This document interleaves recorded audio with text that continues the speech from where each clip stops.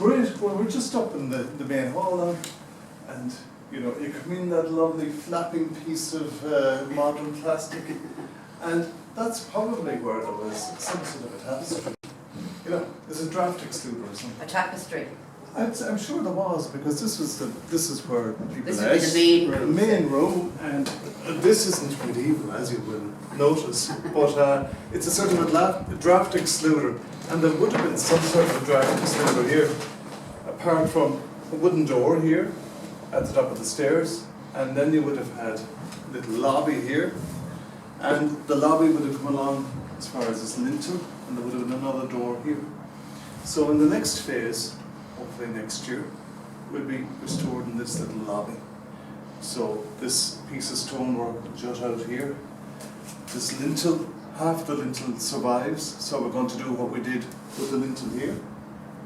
Tack on a piece and leave what's there, but tack on a piece, bring it out to form a door, and then to finish it with the lintels that would have come overhead here. So what you're trying to do is keep all of the original stuff and just replace what you have to replace. Replace what we have to replace, and then you see, you know, you can obviously, there's going to be no confusion there between the modern stone and the old stone. Yeah.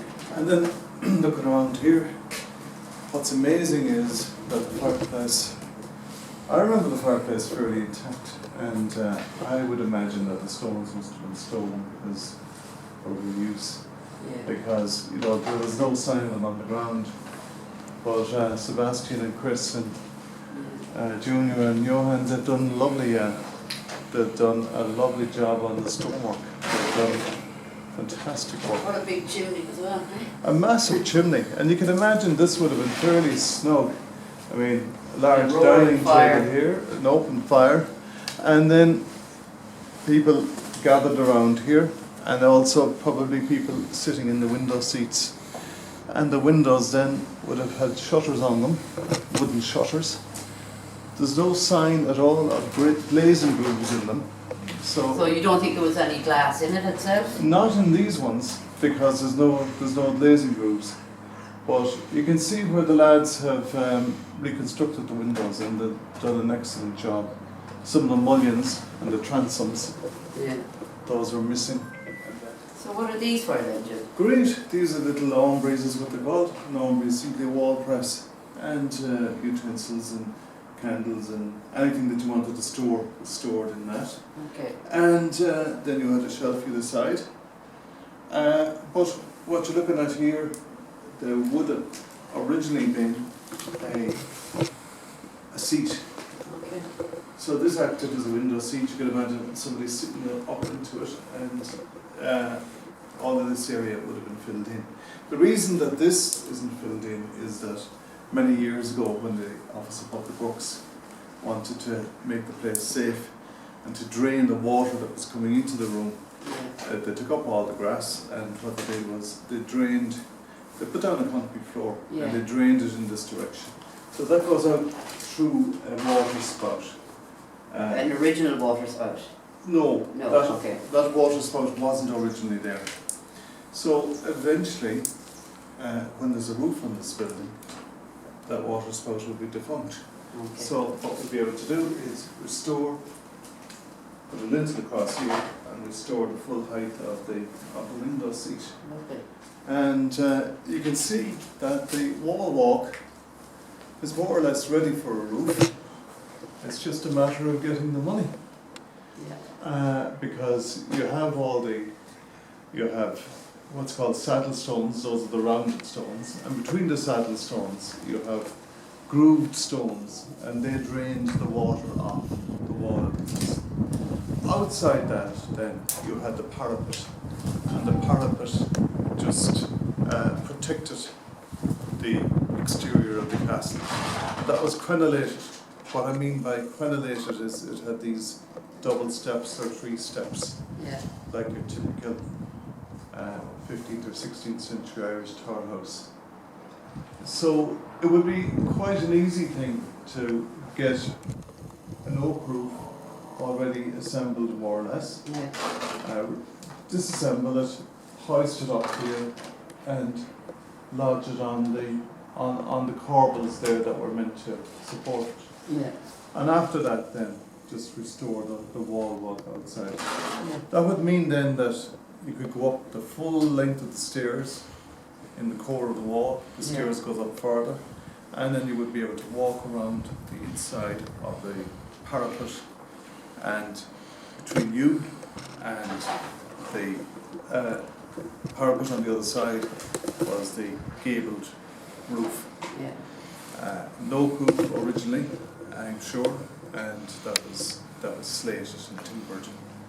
So Because this is a lake castle as well. yeah, so exactly. It wouldn't be attached or anything like that. So what we need really is the funding to put a that's roof what on we it. want, is the funding. I think the main thing about it is that, you know, once these window embrasures are brought up to their full height, and once the shelves and the little wall seats, the window seats are restored, I could imagine this place being lime washed and the lobby being restored and so on. And once this was under a roof, you have a perfectly usable building. And, you know, below this level, you have the vault chambers. Yeah. So you have a very usable building. Yeah. And This the work shape here of as the- well, what's this room? Well, there's a small stairs goes into a small, it could be a bedroom, it could be a storage room, whatever, but there's a chamber here. Yeah. It goes right to the length of this, to say this corner of the arch there on the wall, that's visible on the wall. So there was a chamber there, and there was another more mysterious chamber here as well. And you can see, I've just put in a grill at the moment, but there was a chamber down here. Whether it was intended that was used for storage or what is unclear. But the interesting thing is that on either side of the chamber there's a recess, a small little slot in the stonework. And I'd imagine that in that groove you would have had some sort of a beam, and probably you had a rope or some sort of mechanism for hoisting stuff from Okay. whatever was in the hole there, because Yeah. you can see there There the is a- slot this side Yeah. and the slot that side. Okay. So that had to have a deliberate function, and I'd imagine that there was a hoist in there for So maybe something that was on a turn handle or something like yeah, that? or- getting material out, you know. It wasn't just so it probably had a function. practical function. It wasn't just a secret hiding place. I'm sure that there was some sort of a trapdoor, maybe even a ladder there. But the fireplace is typical of your Galway fireplaces of the 16th and 17th century. And these here, would they be like for candles or for holding? Well, something, these or were they all part sorts of of the ways structure? these had a structural function, Yeah. in the sense that they stopped the keystones of the fireplace from slipping out. Okay. So you had a massive corbel going right in. And you see that corbel is actually one stone. Oh, I see it. Yeah. Yeah. And each side, so they would have helped support The weight of the the chimney. weight of the chimney piece, and to ensure that the stones would slip. So what you had up here then as well, between it and the roof, you had another level, and you can see a couple of slots for beams there. Yeah, yeah. And so you had an attic level, and you had a door to the attic. Yeah. So once you continued up the spiral staircase, you came out on top of the parapet, and you could go two ways. You could walk the whole circuit of the wall walk Yeah. inside the parapet, or else you could go in this door, which probably this door way, and you can see there was a accommodation there for a hinge. So there was a wooden door there, massive oak door again, Yeah. and that brought you into the attic space. And who would be sleeping up there? Well, I'd imagine whoever Whoever was allowed in here. who was ever allowed in here, Yeah. exactly, you know. So Well, the higher, you know- higher up the ladder people. Higher up the ladder, but also people who were, you know, people, if they were watching from the battlements guarding the place, they would have had a great vantage point, and they would have been able to walk all the way around the four sides of the castle. we're lucky as well in that the entire gable is more or less complete. There's not a huge amount that's missing from the gable. Yeah. And structurally it's sound. And structurally it's very sound as well. So that would be the ultimate aim, to make use of the place, not to have it sort of standing idly by as a scenic ruin, but to have it as a sustainable heritage resource and usable building. Yeah, absolutely. That's my hope. Well, this is good, gives a good impression of the height of the castle and the multiple stories in it. I'm standing here at a first floor level. Well, no, there's actually a basement, then there's a ground floor. This is the first floor level, and that extended out to where those corbels are there. You can see one or two of them. And then there's a second, and then a third floor below the vault. On top of the vault, then, there was another 3 floors, if you include the attic. So, having a castle like this with 6 full floors, or half, maybe another 7th half floor, and then the battlements, is fairly unique. It's fairly unusual, at least. Within the castle, then, you've had basement, this ground floor down below us, and there was a large fireplace. You can see the framework of the fireplace there. Bits missing out of it. At second floor level, you had another fireplace, and you can see it was supported on a pair of corbels, and the chimney piece then projected out and was supported on another pair of big corbels here.